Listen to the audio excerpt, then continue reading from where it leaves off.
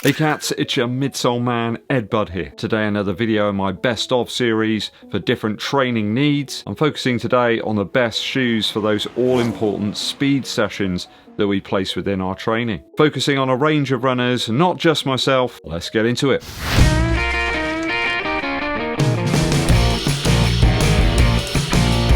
Thanks for tuning in, people. It's always appreciated. If you're one of those viewers that keeps coming back, please do subscribe. It really does help out. Give this video a thumbs up, like, and drop us a comment for that YouTube algorithm. Dankeschön. So today, the best shoes for speed training. First pair's gotta be the Zoomfly 6 from Nike. Purchased these with my own cash, very quickly got to 100 miles and enjoyed pretty much all of them. Works for almost anything, really, this shoe. But it really does start to shine when you're hitting those sort of marathon or half marathon paces. I think if you're going the distance in your training, but incorporating some changes of speed or pace, perhaps you're hitting some race tempos within those longer runs, then the Zoomfly 6 is the shoe for you. I think the mixture of foams on offer here, along with the carbon plate, are top notch for such training.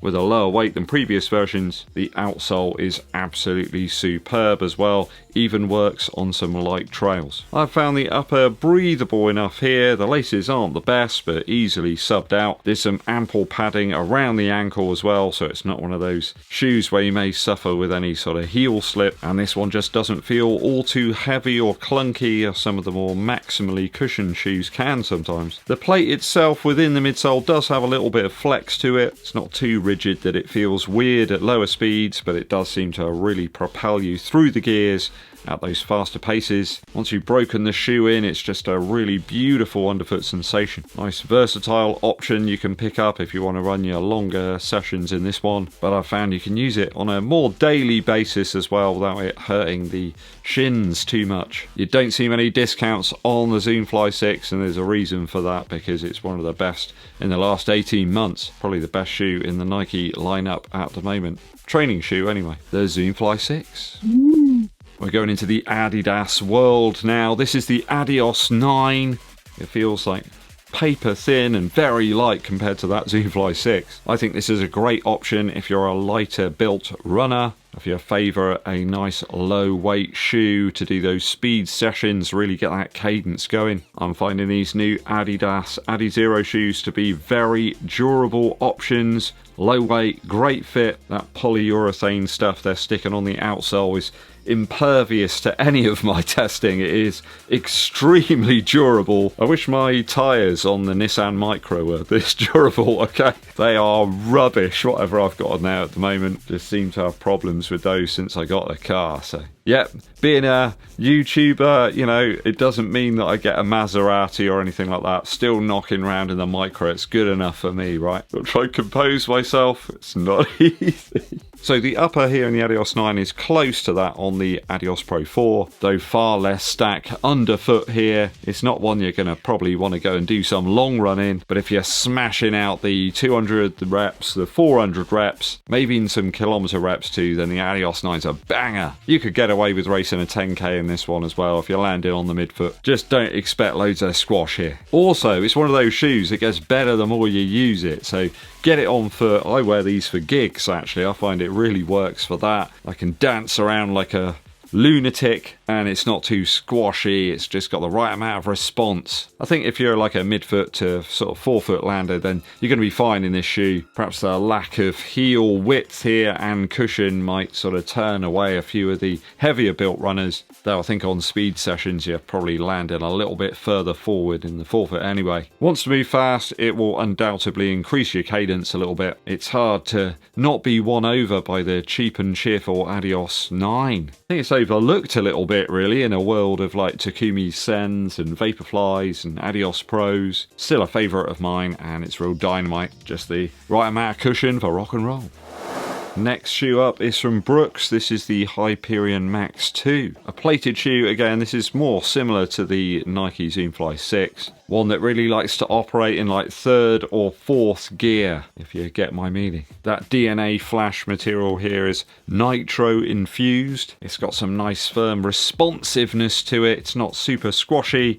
I've always liked DNA flash. right from when I first tested it out back in like 2020. I think that was their like Hyperion Tempo. That was a smashing shoe. Super light and very fun to run in. This is kind of like that shoe but on steroids really. With that plate it just adds a little bit more pop and responsiveness. If you want something for your like longer distances where you can get into that sort of steady rhythm, maybe up towards that sort of marathon race pace, then I think this is a great option. Yeah, that's the difference with this nitro infused material here. The DNA Flash stuff is very durable, doesn't tear, just keeps on delivering. Don't need to worry about the durability of this one if you're going to use it in training. Really love the fit of this shoe as well. They've done really well with the tongue. There's some gusseting around it and it just kind of holds around the foot really nicely. It's easy to get a good lockdown in the Hyperion Max too. Just a nice consistent shoe, really well thought out and not too heavy. So if the Zoomfly 6 perhaps doesn't work for you, I think this is a really good alternative option. Top notch for me, certainly around that marathon pace, 7 minutes 30 a mile. Very usable on half marathon tempo segments too.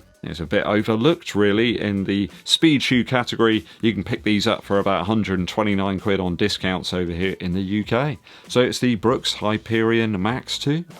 No speed shoe video is complete without a mention of the AddiZero SL2. These are still cheap as chips, can often be picked up in like discount stores, outlet stores. I've seen some as low as about 70 quid in the past, and I think that's a lot of shoe for the money. It's a little bit of a firmer feel in this one, but I kind of feel you want that really if you're going to be running at speed, if you want to knock out some of those much faster paced efforts. But it's not really harsh, and I would suggest again it's another Adidas shoe that gets better the more you pulverize it. You might want to get your meat tenderizer out and do that to the shoe a little bit. Don't do that, you know. I'm just being silly. Can you imagine if your wife came back to the house and you were there, you know, tenderizing your shoes? Yeah, it could well be the end, couldn't it? Like spell the end to your relationship, but at least you'll have a very comfortable pair of shoes, right? I would suggest though, if you're going to grab a pair of these, do go up a half size or maybe even a full size. They're a little bit on the narrow side. I actually took out the insoles of mine and stuck some from the ADIOS 8 in there in fact, because they're a little bit thinner and improved that kind of road feel even more. Great grip on these as well. I actually think the grip's better on these than the Evo SL. You've got these ridges here. It really seems to grab the floor a bit better. Better operation in the wet weather too. So get some break-in miles, perhaps put them on around the house, go down the shops or something, buy yourself a nice Fry's peppermint chocolate bar, maybe some Poppets as well, remember those? Break them in and you'll get some great mileage and some faster miles in the SL2.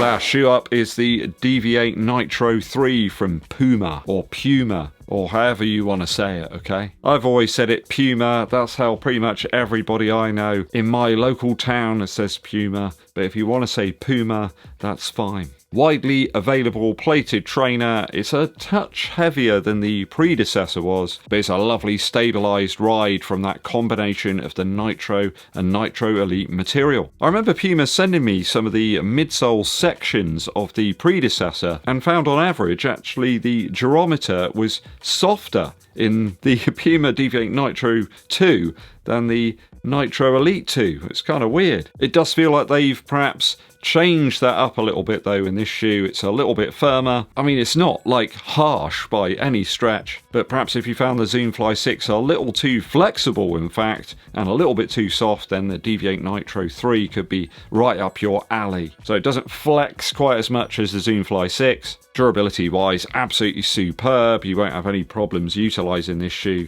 on a sort of more day-to-day duty. Great for the longer runs if you've got a smattering of faster stuff in there, perhaps some like mile repeats or groups of miles at race pace. I think the Puma is also a good bet if you're one of those heavier set runners. It will get a more sort of consistent underfoot feel in this shoe due to the foam combo. Doesn't like bottom out quite as much as Zoom X does. So that's our last shoe on the speed session recommendations, the Puma DV8 Nitro 3.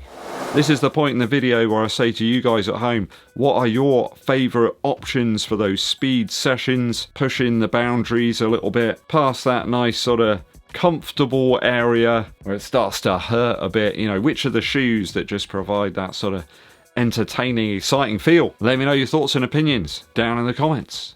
musical interlude, and it's a recommendation for those speed sessions. If you're doing 400 meter or like 1 kilometer reps, I think Andy C's workout is possibly one of the best ever. The sheer sort of tempo of the track is enough to raise the cadence and get the blood sort of pumping, get it flowing a little bit. I really like the structure of the song as well. There's kind of like a build up to the main section where the bass drops. You kind of hang with that for a little while you're running, and then you've got a bit of recovery, and then you're back into it once again for a second go. It's also quite an aggressive track really as well. I often find it's difficult to feel that when you're out there training sometimes.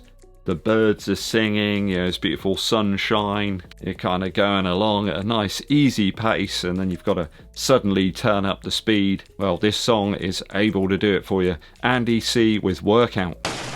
Thanks for tuning in, people. Hope you enjoyed today's show. Hit that subscribe button and give this video a thumbs up like. Drop us a comment to help with that YouTube algorithm. My name's Eddbud, and I'll be seeing you